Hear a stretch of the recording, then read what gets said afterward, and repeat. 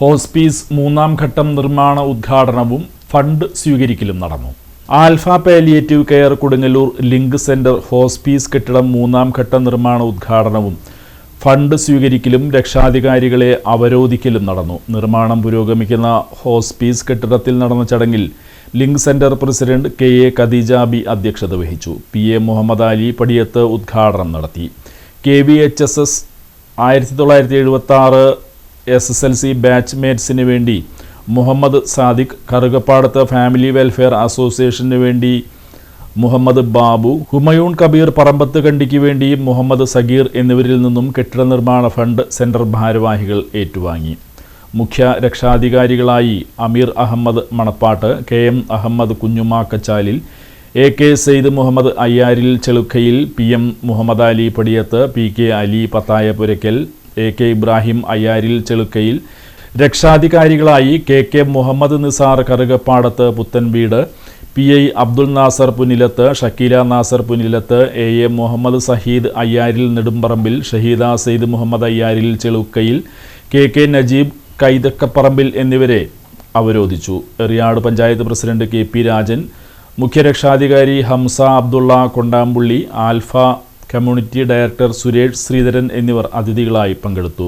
Hospice നിർമ്മാണ report convener VK Abdul Kareem അവതരിപ്പിച്ചു. Secretary CS Thilakan സ്വാഗതവും ട്രഷറർ ശ്രീകല നന്ദിയും പറഞ്ഞു. Thaha PK Dharmarajan, KK Seydu, Iqbal, Jamal Thuduppulli, EV Rameshan, Seenath, Fathima teacher, Rukkiya, Celine NP, Aboobacker, Shakeela, Sunaja, Sageer, Sadiq Ali, Mahinkutty എന്നിവർ നേതൃത്വം നൽകി.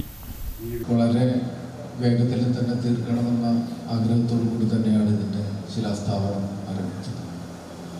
എങ്ങനെയൊക്കെയായാലും ഇതിൻ്റെ ഒരു പരിധിവരെ നല്ല രീതിയിൽ ഇത് ഇവിടെ വരെ എത്തിക്കാനായിട്ട് കഴിഞ്ഞിട്ടുണ്ട്.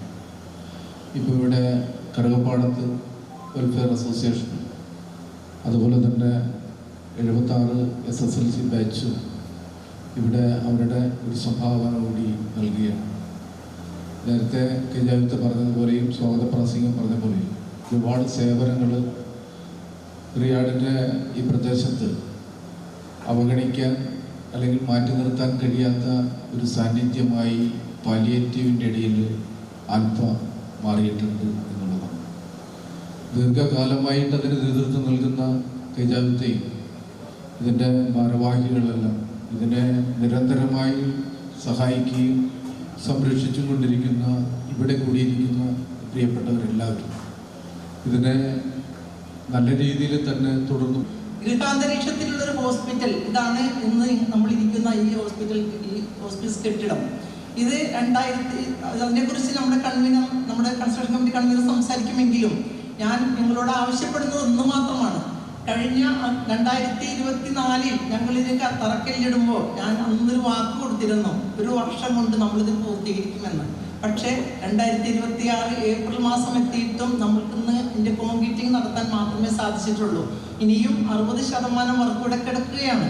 എങ്കിലും 58 ലക്ഷം രൂപ സംഘടിപ്പിക്കുകയും ഇത്രയും ചെയ്യാൻ സാധിക്കുകയും ചെയ്ത് നമുക്ക് തീർച്ചയായും 2,20 ലക്ഷം രൂപയാണ് ഇതിൻ്റെ എസ്റ്റിമേറ്റ്. തീർച്ചയായിട്ടും നമുക്ക് സാധിക്കാൻ കഴിയും. അതിന് എൻ്റെ മുമ്പിലിരിക്കുന്ന നിങ്ങൾ ഓരോരുത്തരും ഇതിലെ പങ്കാളികളാകും എന്ന് തന്നെയാണ് എൻ്റെ വിശ്വാസം. അതിനുവേണ്ടി ഇന്നിവിടെ നിങ്ങൾ എത്തിച്ചേർന്നതിലും ഞാൻ ഫോർമാലിറ്റീസിൻ്റെ പേരിലല്ല എങ്കിൽ പോലും ഞാൻ പ്രസിഡന്റ് എന്നുള്ളതിൽ എൻ്റെ ഹൃദയം നിറഞ്ഞ നന്ദി ഞാൻ നിങ്ങളെ അറിയിക്കുകയാണ്. തീർച്ചയായും 76 ബാച്ചും അതേപോലെ തന്നെ സഹായിച്ച കാര്യങ്ങളൊക്കെ പ്രസിഡന്റ് കൂടെ ഡീറ്റെയിൽഡായിട്ട് ഞാൻ പറയും, അതിലേക്കൊന്നും കിടക്കുന്നില്ല. ഞാൻ അതിൻ്റെ പ്രവർത്തനത്തെക്കുറിച്ച് ധാരണ തരണം എന്ന് മാത്രമേ ഉള്ളൂ. ഇതിനൊരു പ്രത്യേകത എന്താ വെച്ചാൽ KM നൂറുദ്ദീൻ എന്ന് പറയുന്നൊരു മഹനീയമായ വ്യക്തി സമൂഹത്തിൽ ചാരിറ്റി പർപ്പസിന് വേണ്ടി പെൻഷൻ കൊടുക്കാൻ ആരംഭിച്ച പ്രസ്ഥാനമാണ് ഈ രീതിയിൽ വളർന്ന് പ്രതീക്ഷിച്ചു വരുന്നത്. കടമട്ടത്ത് കേരളത്തിലെ അല്ലെങ്കിൽ ഇന്ത്യയിൽ തന്നെ ഏറ്റവും വലിയ ഹോസ്പിസ് കെട്ടിടത്തിൻ്റെ പണി ഏകദേശം പൂർത്തീകരണ ഘട്ടത്തിലാണ്. അവിടെ അവർക്ക് കിടത്തി ചികിത്സ മുതലായ താമസിക്കാനുള്ള സൗകര്യം ഉൾപ്പെടെയുള്ള വലിയൊരു ഇത് കടമട്ടത്തുണ്ട്. അങ്ങനെ ഒരു സെൻട്രലൈസ്ഡ് ഉള്ളതുകൊണ്ട് നമുക്കൊരു ചിട്ടയുണ്ട്, കൃത്യമായി കാര്യങ്ങൾ നിരീക്ഷിക്കും. കൂടുതൽ വിശദമായി സംസാരിക്കേണ്ട ആവശ്യമില്ല.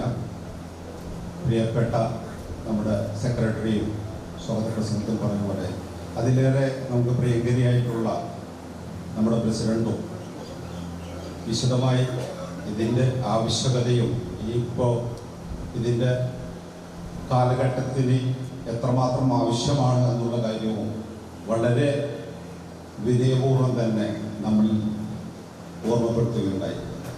ഇൻഷാ അല്ലാഹ് ഈ ഒരു കെട്ടിടം ഇങ്ങനെ നിന്നതുകൊണ്ട് അത് അതിൻ്റെ കാര്യത്തിലേക്ക് കടക്കുകയില്ല. തീർച്ചയായും ഇത് എത്രയും വേഗത്തിൽ പണി പൂർത്തീകരിച്ചുകൊണ്ട്, ഇപ്പോൾ പറഞ്ഞ രീതിയിലാണെങ്കിൽ ഇതിൻ്റെ തറക്കല്ലിടുമ്പോൾ 1 വർഷവും അത് 2 വർഷത്തിലേറെ സമയമായിട്ടുണ്ട്. ഇൻഷാ അല്ലാഹ്